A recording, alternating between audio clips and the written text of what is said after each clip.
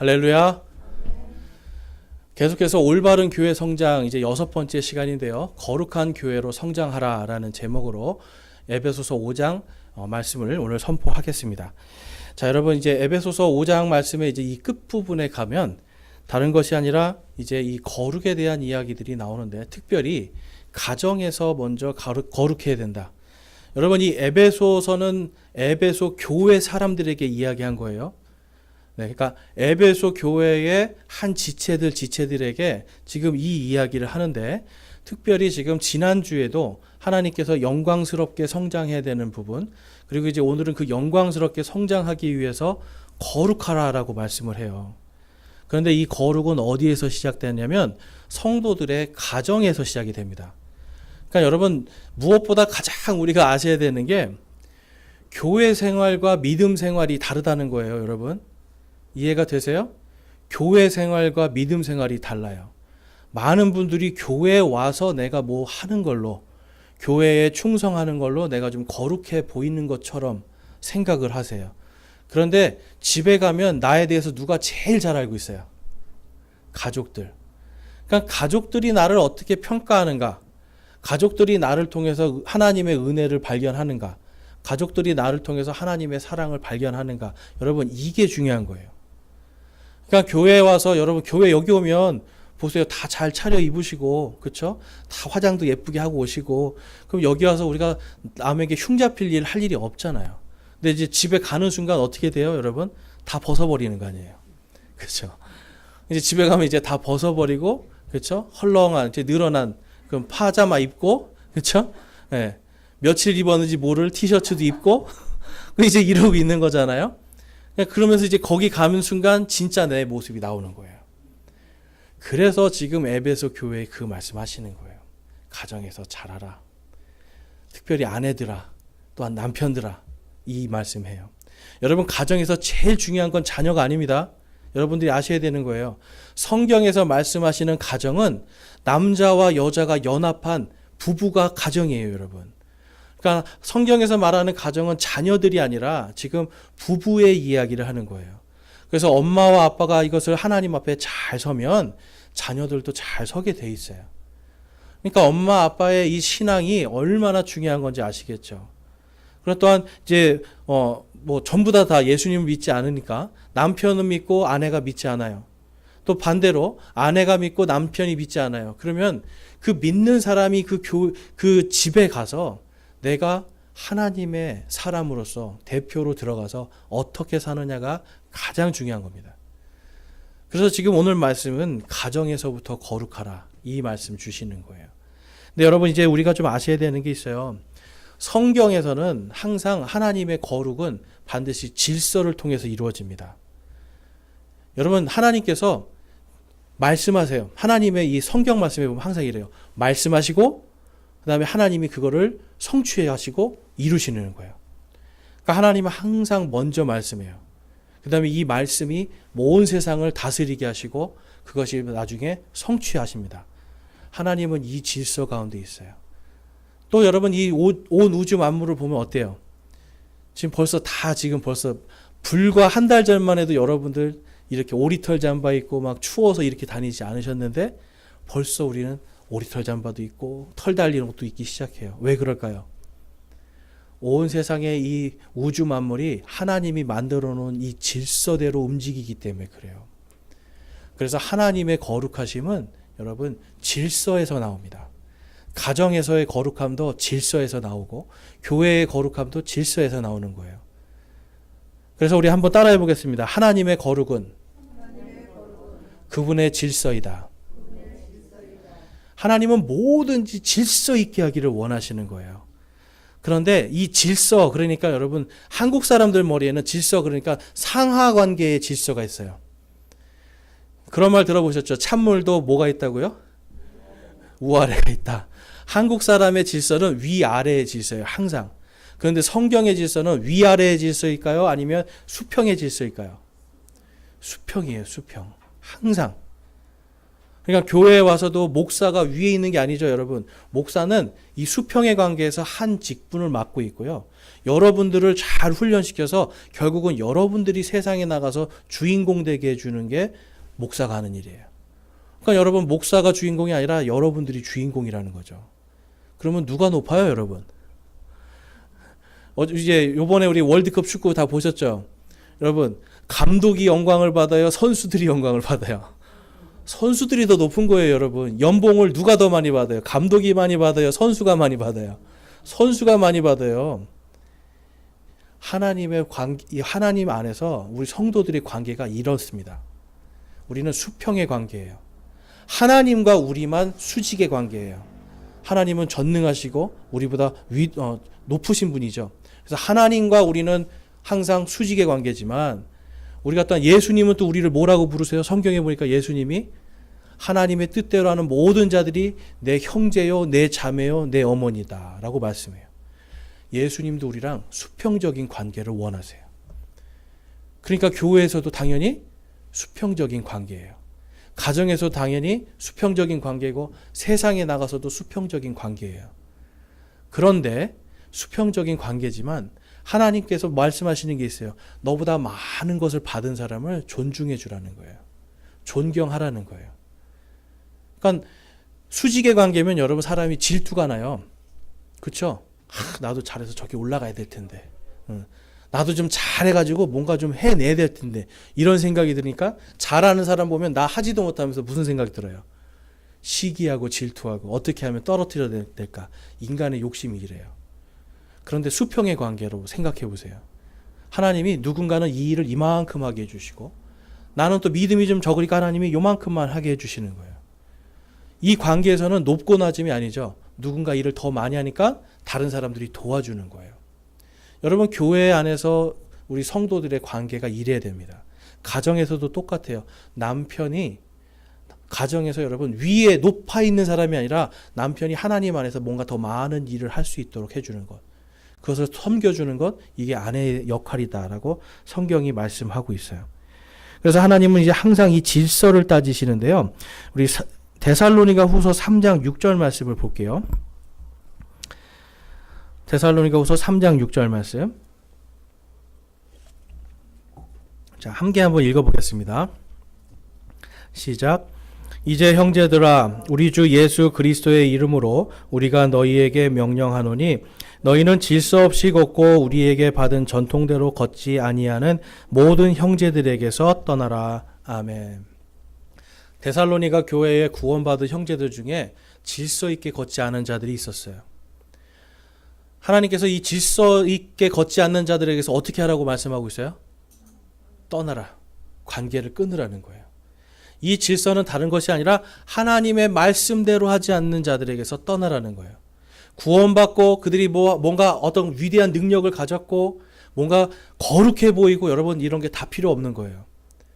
하나님의 이 질서에서 떠나간 자들, 그들과는 관계를 끊어라 라고 강력하게 말씀하세요. 고린도전서 14장에 가보면 33절에서 40절 말씀, 33절과 40절 말씀입니다. 함께 읽어보겠습니다. 시작. 성도들의 모든 교회에서처럼 하나님은 혼란의 창시자가 아니요 화평의 창시자시니라. 모든 것을 품위 있고 질서 있게 행할지니라. 아멘. 여러분, 모든 것을 어떻게 하라고 말씀하고 있어요? 품위 있고 질서 있게 하라. 성도가 거룩해지는 건 여러분 바로 이것입니다. 어디를 가든지 품위 있고 질서 있게 행하는 거예요. 여러분, 나가가지고 이제 우리가 가장 여러분 품위와 질서를 지키는 곳이 사실은 식탁이에요. 그렇죠? 가정에서 우리가 식탁에서 거기에서 내가 어떻게 하는가 한번 잘 보세요. 한번 카메라를 켜서 여러분 한번 내가 밥 먹을 때 어떻게 하나 한번 찍어 보세요, 여러분. 네? 그냥 여러분, 사람은요, 특별히 우리가 옛날에는 예수님 믿기 전에는 상관없었어요. 그런데 이제 예수님의 자녀, 예수님을 통해서 하나님의 자녀가 됐잖아요. 그러면 하나님이 원하시는 건 뭐예요? 우리가 품위 있고 질서 있게 행하는, 그걸 통해서 거룩해지기를 원하시는 거예요, 여러분. 여러분, 그래서 가정에서부터 직장과 학교, 이 모든 곳에서 우리가 품위와 질서를 지키면 거룩해집니다. 여러분도 좀 그런 거 많이 느끼지 않으세요? 어떤 사람이 막 자기 마음대로 막 하는 사람이 있어요. 막 뭐든지 자기 마음대로 다 하려고 그래. 질서를 다 흐트러 버려요. 그럼 그 사람 보면서 거룩하다고 느껴지세요? 그러면 반대로 내가 막 화를 내고 뭔가를 막 이렇게 다 흔들어 버릴 수 있는 상황인데 거기서 가만히 있으면서 품위와 질서를 유지하는 거예요. 그러면 우리는 그 사람이 좀 다르게 보이죠. 뭔가 있어 보이는 거예요.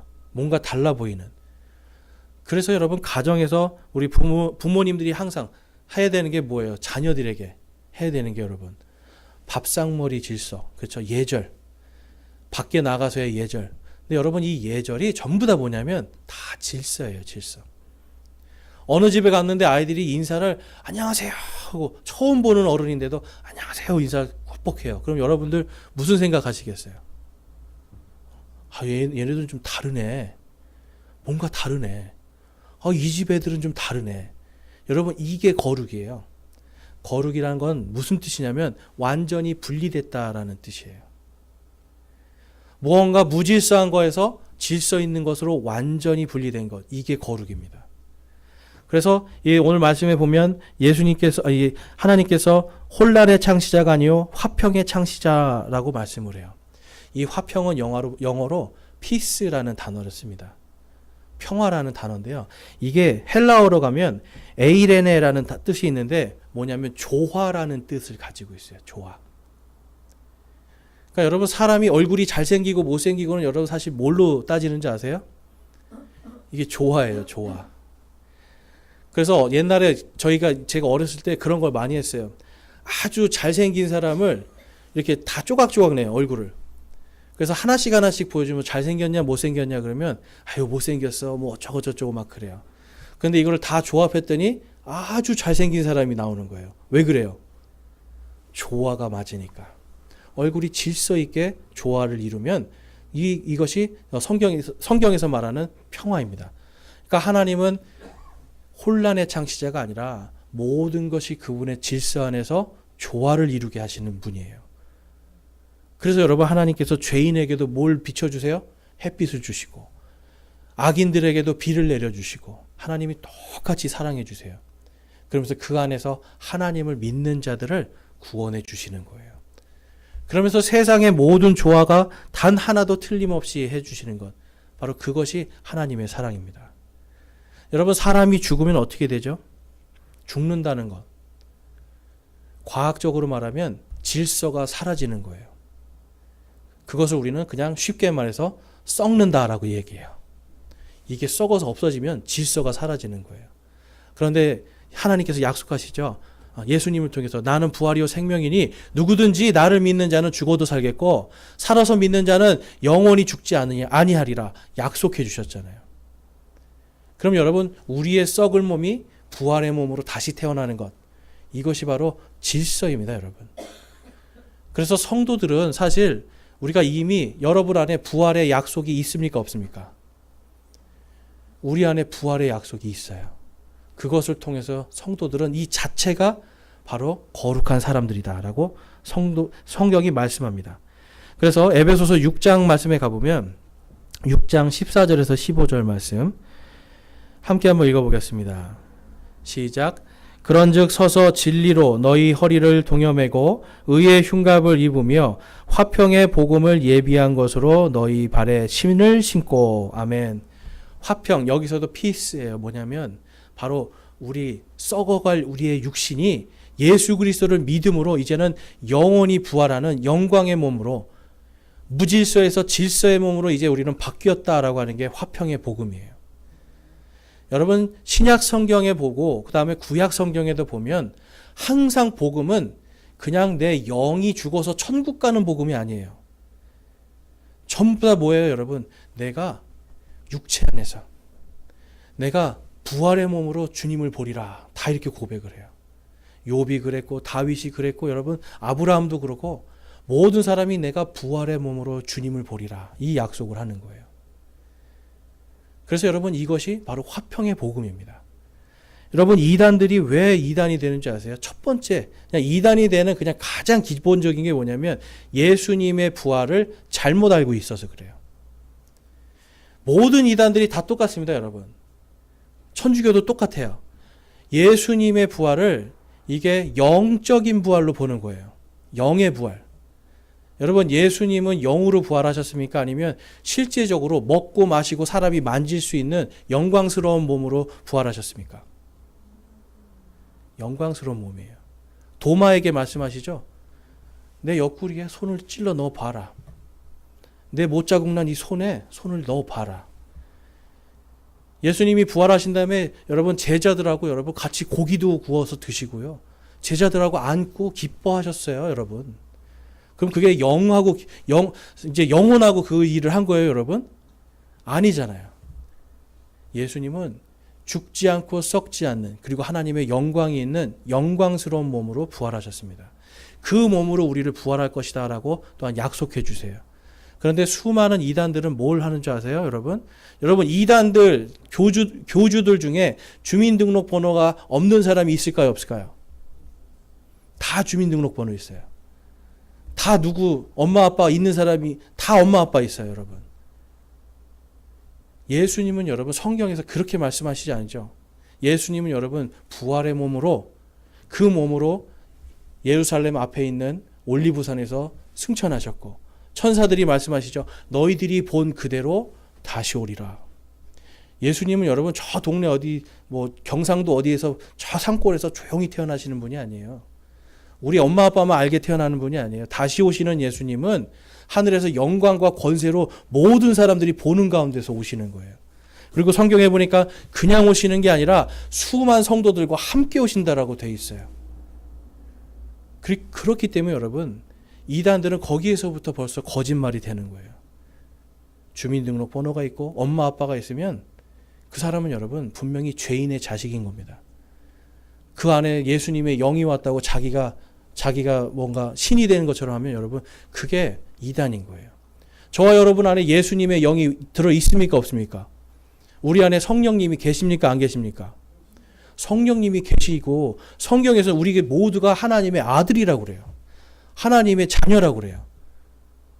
그렇기 때문에 저와 여러분이 지금 예수님을 믿는 그 순간, 구원받는 순간 우리는 모두가 거룩한 사람이 되는 거예요. 예수님을 믿지 않는 사람들은 다 썩어질 사람들이고, 예수님을 믿는 사람들은 다 영존하는 생명으로 썩지 않는 사람들이 되고, 여러분 완전히 다른 인생이에요.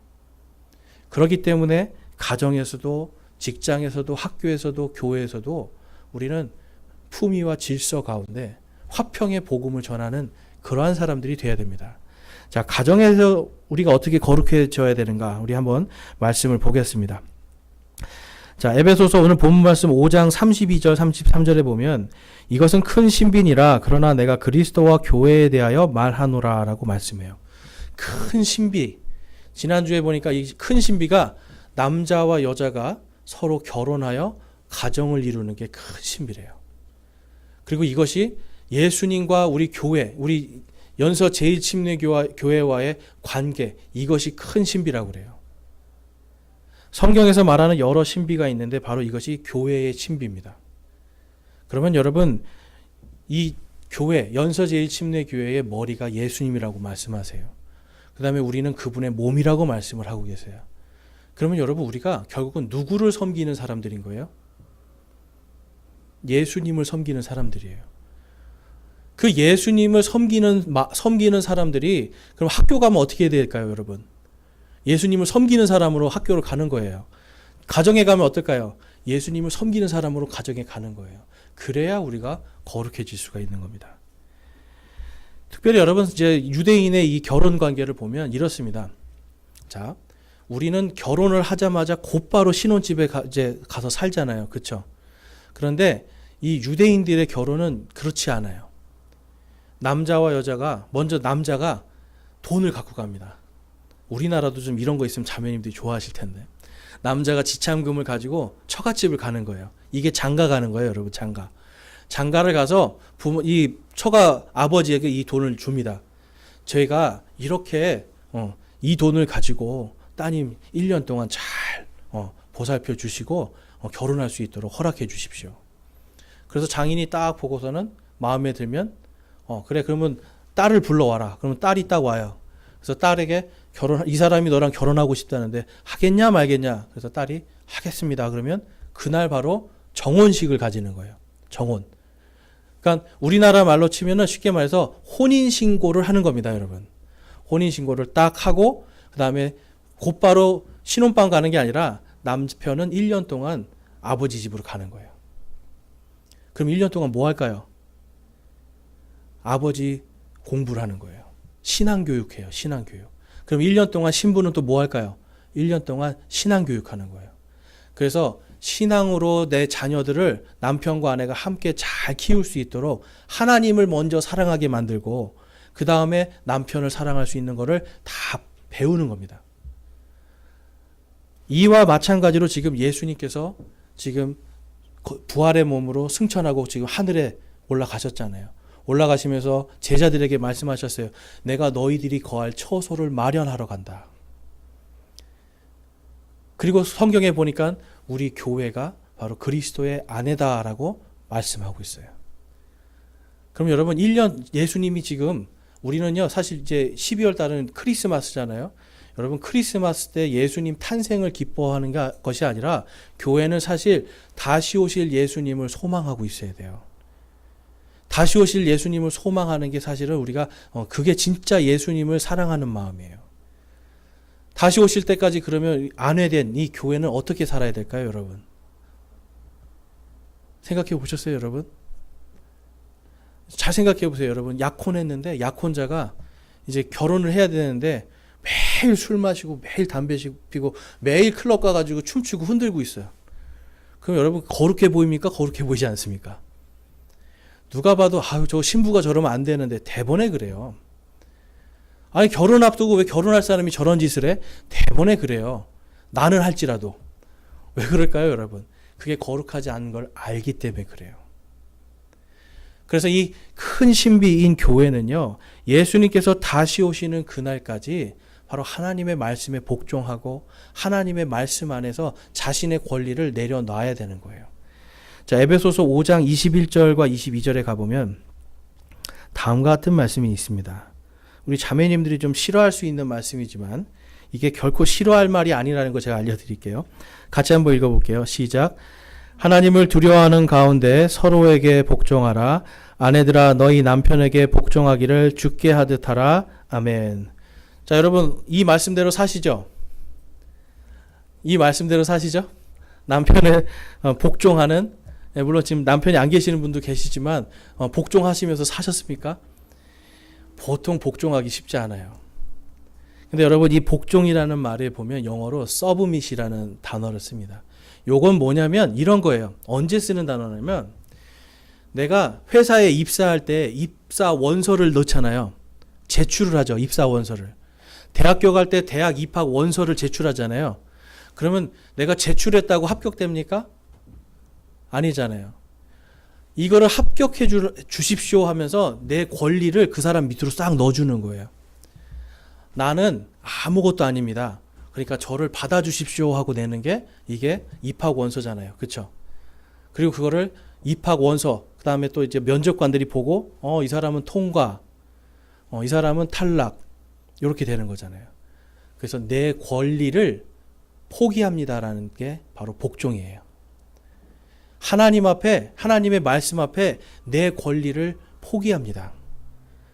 당신이 나를 받아들여 주셔야만 내가 들어갈 수 있습니다라고 하는 게 복종의 뜻을 갖고 있어요. 그래서 복종이라는 거는 내 권리를 넘겨주는 거예요. 여러분 대학교 갈 권리 있으세요? 다. 그렇죠?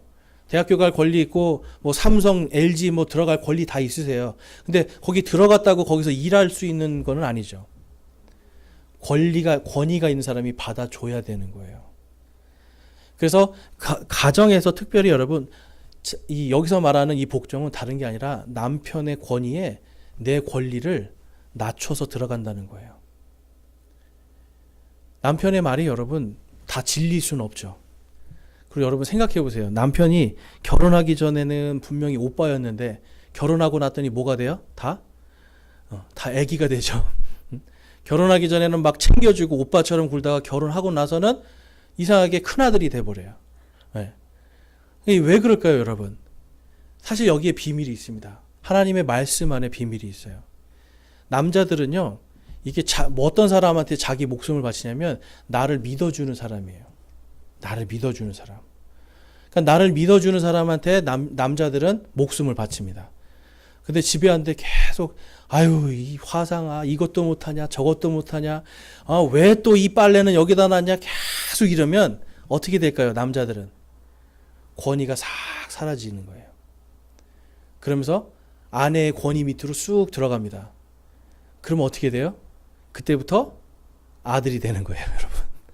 남편이 오빠이길 바라시는 분은 남편을 잘 복종해서 세워주십시오, 여러분. 내가 남편의 권위 밑에서 못하더라도 여러분 놔둬 보세요. 놔두고 좀 격려해주고 조금 더러우면 내가 알아서 치워주고 그러면서 말은 해야죠. 요거 내가 해준다 대신 하면서 여러분 서로 어떻게 보면 그 권리를 인정해주고요. 또 이런 게 있습니다. 여기서 이 복종은 또 이런 게 있어요. 뭐냐면 내 몸에 대한 권리를 누가 갖고 있느냐라는 뜻이 돼요. 성경에 보면 남자와 여자가 서로 아버지와 어머니 집을 떠나서 서로 연합하여 이로써 둘이 한 몸이 될지니라라고 말씀해요. 그러면 남편에게 아내의 몸의 소유권은 누구에게 있는 거예요? 남편에게 있어요. 남편의 몸은 누구 거예요? 그럼 여러분 쉽게 말해서 남편 몸은 누구 거? 아내 거. 그래서 여러분 밖에 나가서 외도를 하고 다른 것을 하면 뭐가 되는 거예요? 이 몸은 남편이 외도를 해요. 그러면 아내의 몸인데 자기가 함부로 썼죠. 그래서 이게 죄가 되는 거예요. 교회도 똑같습니다, 여러분. 이 교회의 이 교회는 누구 거예요, 여러분? 예수님 거예요. 그런데 이 안에 내가 자꾸 다른 우상 숭배를 갖고 들어오는 거예요. 뭔가 물질을 더 신으로 섬기고 다른 것들을 신으로 섬기고 하는 그러한 마음으로 와서 여기서 정말 하나님을 사랑합니다. 내가 예배 드리는 게 아니라 와서 비나이다. 저에게 이것을 소원을 들어주시옵소서. 여러분 이거는 여러분 우상 숭배로 가는 거기 때문에 하나님의 몸을 더럽히는 거죠. 영적인 간음이 되는 거예요. 이 교회 안에 자꾸만 어떤 사람들은 교회 와가지고 제가 예전에 정말 그런 사람들도 봤어요. 교회에 왜 가냐 그랬더니 사업하러 간대요. 사업하러. 예수님을 믿는 게 아니라 교회 가서 뭔가 이 다단계 막 끌어들이는 사업하러 가는 사람들. 그래서 다단계가 교회 다니는 사람 제일 좋아한답니다. 가서 끌어오니까. 근데 여러분 이것도 마찬가지로 교회 안에 뭘 가지고 들어오는 거예요? 하나님이 아니라 다른 걸 가지고 들어오기 때문에 교회 안에서 영적인 간음을 하는 거예요. 내가 예수님의 몸이다라고 생각한다면 내가 세상에 나가서 다른 신을 따라가고 물질을 따라가고 내 욕심과 탐욕을 따라가는 그 우상 숭배를 멈춰야 되는 겁니다. 그것이 가정에서부터 이루어져야 되는 걸 성경이 말씀을 해요. 자, 이사야서 54장 5절 말씀해 보니까 다음과 같은 말씀이 있어요. 함께 한번 읽어보겠습니다. 이사야서 54장 5절 시작. 너를 만드신 이는 내 남편이니 만군의 주가 그의 이름이니라. 그는 내 구속자여 이스라엘의 거룩한 자니 그는 온 땅의 하나님이라 불리리라. 아멘. 이스라엘 백성이 하나님을 배신하기 전까지는 예수 그리스도를 십자가에 못 박기 전까지는 그들을 하나님께서 내 아내다라고 부르셨었어요. 왜냐하면 그들이 하나님을 믿었기 때문에. 그런데 하나님을 배신하신 다음에는 이제 그 아내의 자격이 누구에게 넘어오는 거예요? 한국 사람, 미국 사람, 중국 사람, 온 세계 모든 예수 그리스도를 믿는 모든 사람들을 하나님께서 이제 너희는 내 아내다라고 말씀을 해요. 그러니까 하나님께서 지금 말씀하시는 게 뭐냐면 너희의 남편이 바로 나다라고 이야기를 하세요. 그래서 이스라엘의 거룩한 자라는 말씀을 하시죠. 하나님이 거룩하시기 때문에 그래서 너희도 거룩하라라고 계속 말씀해요. 그런데 하나님은 아까도 말씀드린 것처럼 이스라엘 백성들에게 거룩하기 위해서 질서를 지켜라 계속 말씀합니다. 나에게 올 때는 이렇게 해야 되고 정결하게 이것을 해야 되고 이것을 하지 말아야 되고 이것을 먹어야 되고 이것을 먹지 말아야 되고 하나님이 이 질서를 다 정해놓으신 거예요. 하나님은 질서의 하나님이세요. 그런데 사람들이 자기 마음대로 합니다. 예배도 자기 마음대로, 하나님 앞에 나가는 것도 자기 마음대로. 그러니까 어떻게 되는 거예요? 결국은 하나님의 몸을, 하나님의 이 아내인데, 하나님의 아내인데 그 몸을 더럽히니까 하나님께서 그들을 영적으로 너희가 간음하였다라고 그들을 징계하시는 거예요. 여러분, 그러면 우리 교회를 다니는 우리 그리스도인들도 이것을 우리가 잘 기억해야 돼요. 내가 영적으로 간음할 수 있구나. 그래서 믿음이 아니라 다른 것을 쫓아가는 것은 여러분 이것이 영적인 간음들입니다. 가정에서도 마찬가지로 하나님께서 주신 이 가정을, 하나님께서 짝쥐어 주신 이 가정을 내가 하나님 안에서 거룩하게 만들지 못하면 이것도 여러분 영적인 간음이 될 수가 있어요. 에베소서 5장 28절 33절에 가보면 다음과 같이 말씀합니다. 이와 같이 남자들도 마땅히 자기 아내를 자기 몸같이 사랑할지니 자기 아내를 사랑하는 자는 자기를 사랑하느니라. 그럼에도 불구하고 너희 각 사람이 자기를 사랑하듯 개별적으로 자기 아내를 사랑하고 아내도 주의하여 자기 남편을 존경할지니라. 아멘. 남편들에게도 동일하게 말씀하시죠. 남편이 아내를 사랑 안 하면 누구를 사랑하지 않는 거다? 바로 너 자신.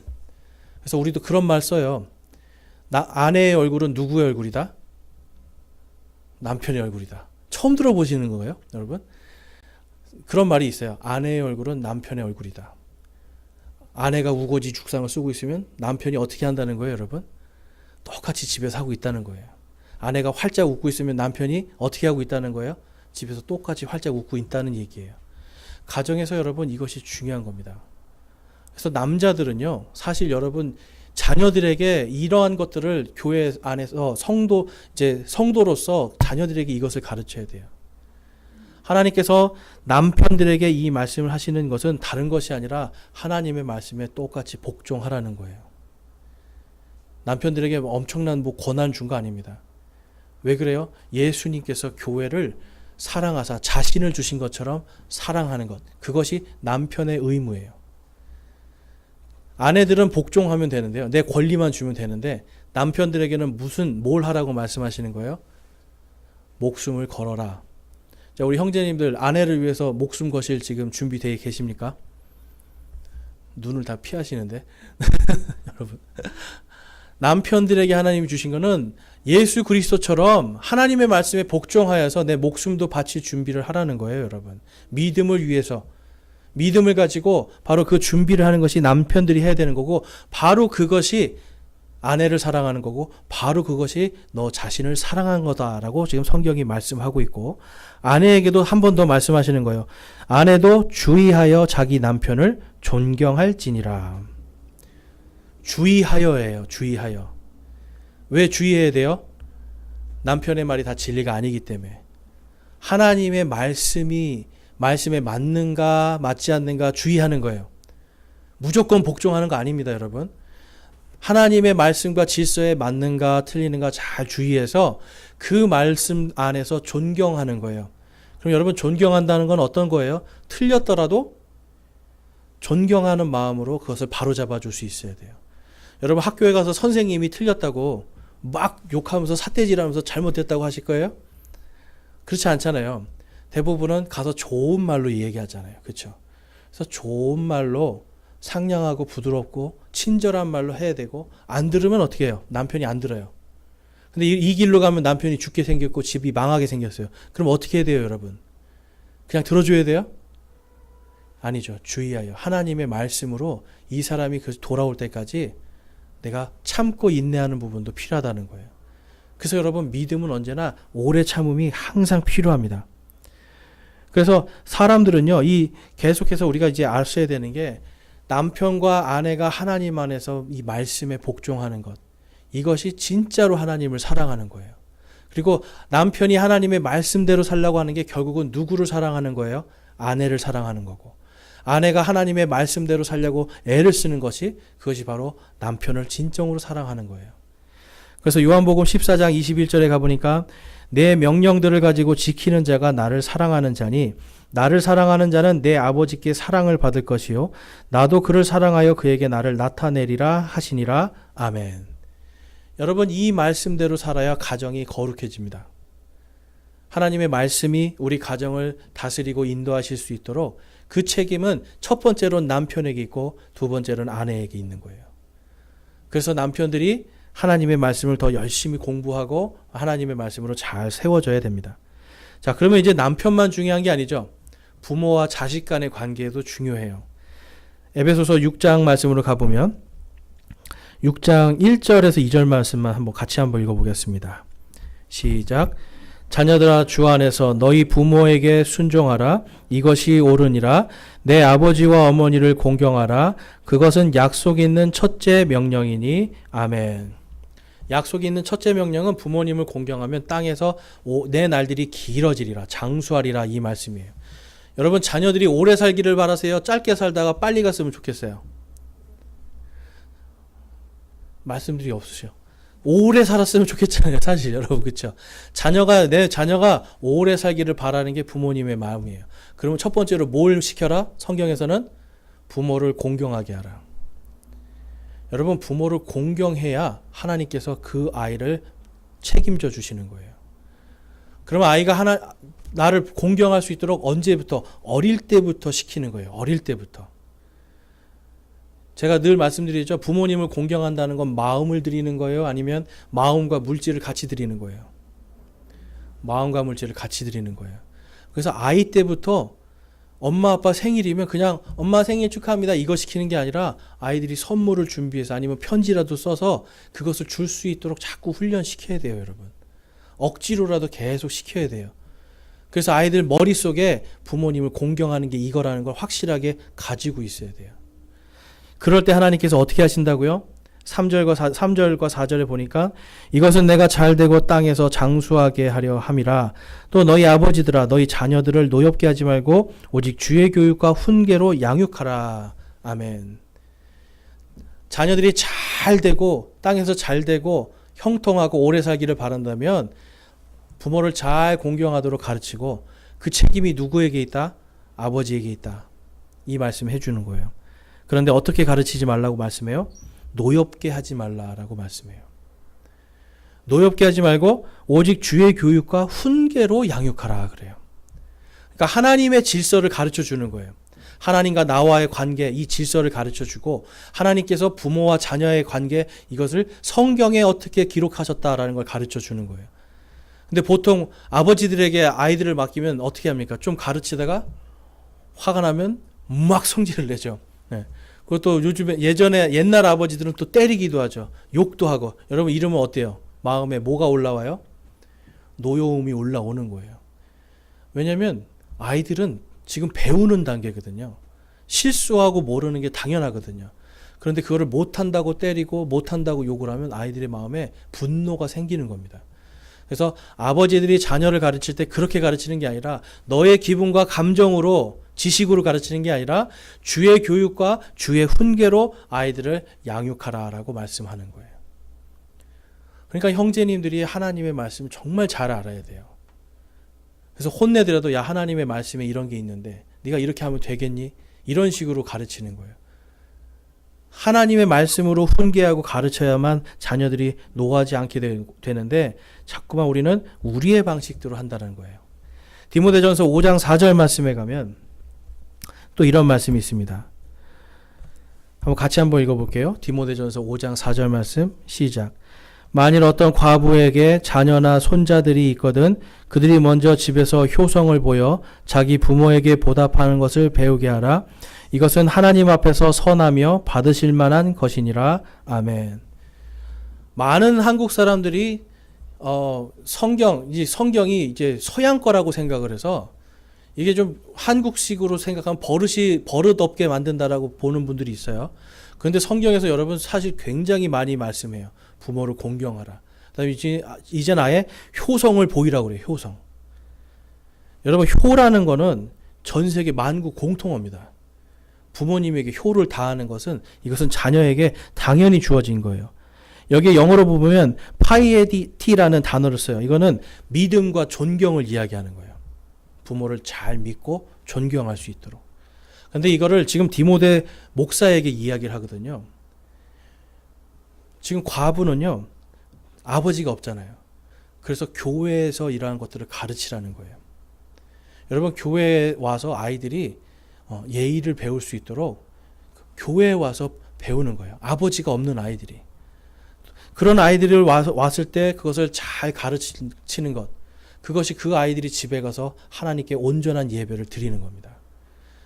또한 저와 여러분이 다, 우리가 다 부모지만, 성인이지만 또 동시에 우리도 자녀들이에요. 다 부모님 계시잖아요. 그렇죠? 일찍 돌아가신 분도 계시겠지만 우리가 또 다 자녀들이에요.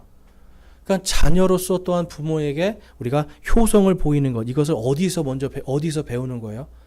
교회에서 또 배우는 거예요. 그래서 여러분, 우리가 이러한 것들이 이 레위기 19장에 가보면 19장 32절에 하나님이 이렇게 질서를 정해 놓으셨습니다. 공동체 안에서 이렇게 하라. 함께 읽어볼게요. 시작. 너는 흰머리 앞에서 일어나고 노인의 얼굴을 공경하며 내 하나님을 두려워하라. 나는 주니라. 아멘.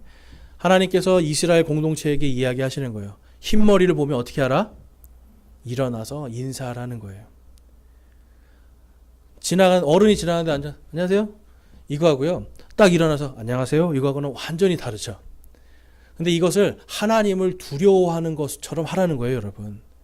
하나님을 섬기듯이 하나님을 두려워하는 것처럼 지금 너희 공동체 안에 있는 어른들을 잘 공경하라는 거예요. 예수님 거기다 도장을 꽝 찍으세요. 나는 주니라. 이렇게 말씀해요. 하라는 거예요, 이렇게. 하기 싫어도 억지로 하라는 거예요, 여러분. 그것이 질서기 때문에. 그래서 전에도 어떤 분이 저희 교회에 와서 그 말씀을 하시더라고요. 아니, 이 교회는 청년들이 왜 이렇게 인사를 잘해요? 인사 잘하는 청년이 그때 있었거든요. 오늘은 지금 안 왔는데 인사 잘하는 안녕하세요 인사 잘하니까 어떤 분이 아니 이 교회 청년은 왜 이렇게 인사를 잘해요? 그러는 거예요. 뭘 생각하는 거예요? 아, 다르구나. 그렇죠? 여러분, 교회 공동체 안에서 사실은 이러한 것들도 우리가 다 훈련을 해야 되는 겁니다. 그래서 내가 어르신들을 보면 반드시 일어나서 공경하는 거예요. 수직의 관계가 아니라 수평 안에서 이분은 나보다 더 오래 사셨고 오랫동안 많은 일들을 겪었잖아요. 그러면 그 경험이 없는 자로서 존경해 주는 거예요. 연세가 70이고 80이시고 60이시고 그러면 나보다 벌써 수십 년을 이 세상을 살았잖아요. 그리고 이분들 때문에 지금 오늘 이 대한민국이 있고 내가 있는 거잖아요. 여러분들 70년대 60년대 얼마나 고생 많이 하셨어요. 바로 그러한 것들 때문에 또 6.25를 겪으신 그 세대들 때문에 지금 오늘날 우리가 있는 거예요. 하나님은 그러한 것들을 존중하라라고 레위기에서 말씀하고 있는 겁니다. 그래서 성도들은 이 교회 안에서도 예의를 잘 지켜야 돼요.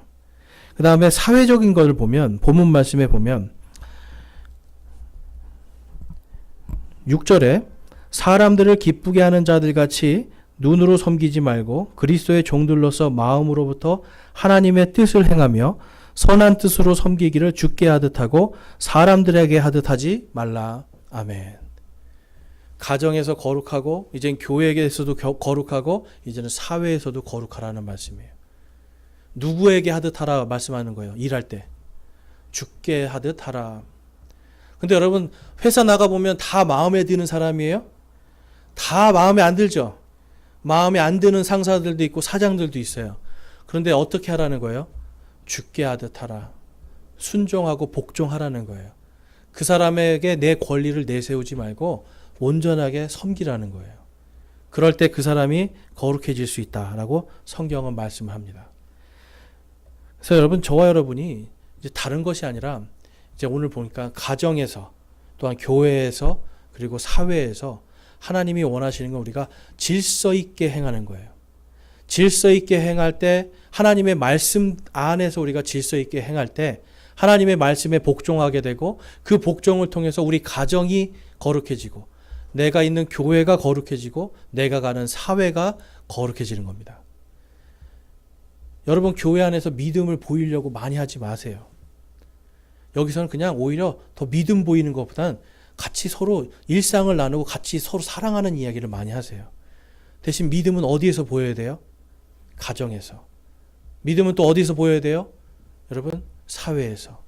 교회에서는 하나님 말씀, 어차피 여기서 우리가 다 거룩하게 보이기 때문에 여러분, 거룩하려고 하잖아요, 좀 여기서는. 그러니까 제일 중요한 건 여러분, 가정과 사회입니다. 가정과 사회에서 하나님을 온전히 우리가 보일 때, 하나님의 거룩한 백성이 어떤 백성인가를 보일 때, 그럴 때 내 안에 믿음이 성장하는 거고, 그러한 분들이 교회에 모여서 한 몸을 이룰 때 교회가 거룩하게 성장할 수가 있는 겁니다. 여러분, 우리 교회가 성장하길 바라세요? 숫자 이야기하는 거 아닙니다, 여러분. 오해하지 마세요. 숫자가 아니에요. 우리 교회가 정말 건강한 지체들로 함께 모여지기를 바라십니까? 그러면 여러분, 가정과 사회에서 거룩하십시오. 그럴 때 우리 교회가 거룩하게 성장할 수 있는 줄로 믿습니다. 이 시간 오늘 말씀을 생각하면서 결단의 시간 갖겠습니다. 이 시간 결단의 시간 가질 때 여러분, 나는 과연 가정에서 또 사회에서 거룩한 삶을 살고 있는가 한번 생각해 보면서, 그렇지 못하고 있다라면 이 시간 우리 회개하시고, 또 하나님 앞에 내가 이제는 거룩한 삶을 살기로, 가정에서 거룩한 아내와 엄마로, 세상 속에서 거룩한 직장인들로서, 또 오늘 말씀해 보니까 이것이 사장들에게도 동일하게 적용이 됩니다. 거룩한 오너로서 내가 어떻게 해야 될지를 하나님 앞에 결단하기 소망합니다. 기도하겠습니다.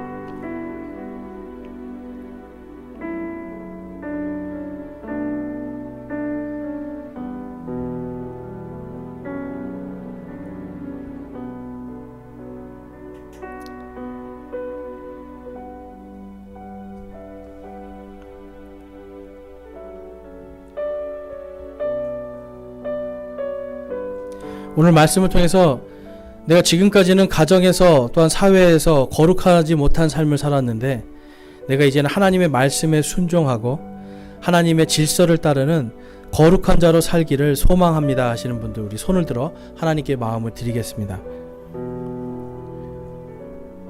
내가 그렇게 살기를, 질서 있는 하나님의 거룩하심을 내가 드러내는 삶을 살기를 소망합니다 하시는 분들, 우리 손을 들어 마음을 드리겠습니다. 감사합니다. 손 내려주시고요. 내가 이제는 하나님의 질서 가운데서, 또한 교회 공동체 안에서도 주님의 거룩한 자녀로 내가 성장하기를 소망합니다 하시는 분도 우리 손을 들어서 하나님께 마음을 드리겠습니다.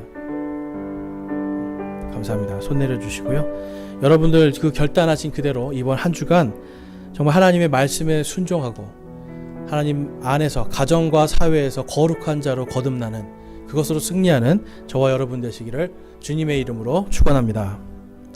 아멘.